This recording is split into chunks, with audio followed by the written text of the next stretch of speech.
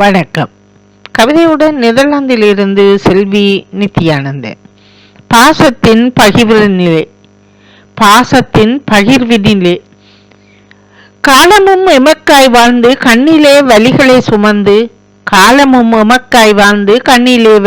சுமந்து கடமதனை திறம்பட செய்து நேத்தியும் பலதினை செய்தி நெஞ்சிலே கனமும் தாங்கியவர்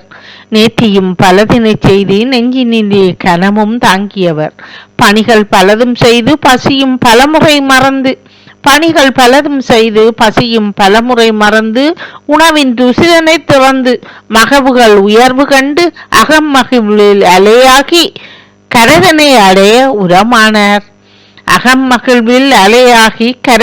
அடைய உரமானார். பாசத்தை சமனாய் பங்கிட்டு பக்குவமாய் பலரை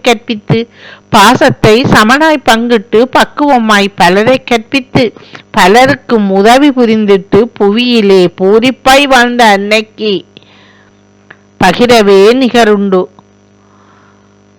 பாசத்தை சமனாய் பங்கிட்டு பக்குவமாய் பலரை கற்பித்து பலருக்கும் உதவி புரிந்திட்டு புவியிலே பூரிப்பாய் வாழ்ந்த அன்னைக்கு